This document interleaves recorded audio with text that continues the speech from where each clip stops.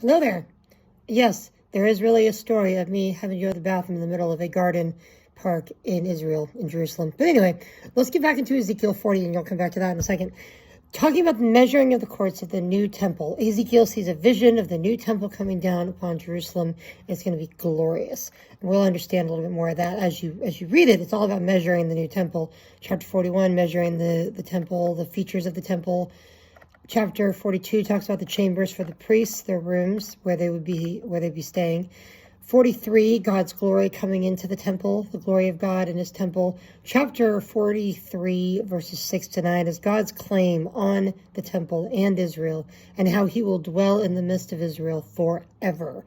These promises are sure. We know that Israel is a nation now, and it's going to be one forever, because that is what God has promised.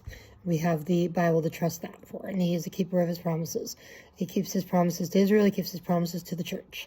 Ezekiel chapter 44 is all about the prince and the priest, talking about David being the prince, possibly ruling in Israel as well, underneath, of course, Jesus.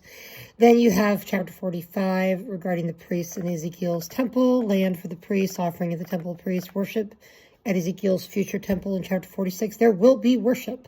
There will be sacrifices in the future temple in the coming end days. It'll just be sacrifices that look back toward what Christ has done. So it's interesting.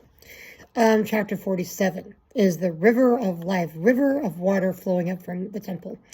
And that is where the story of me in Israel comes from, because I was with Precept Ministries in Israel back in 2001 with Kay Arthur's trip, and we just got to the Temple Mount. We just got up there to Israel and to Jerusalem. We rolled in and we were standing over the holy city, and she starts talking about chapter 47, where this river is going to flow from underneath the temple. Now, we had been on a bus for an hour or so, and it had been a while since I'd gone to the bathroom, and I really, really needed to go. While she's sitting there talking about this river that would be gushing and flowing and overcoming. It was craziness. Anyway, so yeah, I really had to go. So I did. The bus driver let me off in a small park in the city of Jerusalem. So that is the end of that story. Chapter 48 is the division of the land, all the portions of the land. And finally, the name of the city is going to be where the Lord is. So the Lord is there. That's what it's called, the name of the city, Jerusalem, the New Jerusalem. The Lord is there. And he is there for us, always. He is there for us now. And we can praise him for that. And that is the entirety of the book of Ezekiel, at least the last few chapters anyway. Chapter 48 is the end. We'll get into Daniel next. God bless, and hope you have a great day studying the scriptures. Thank you.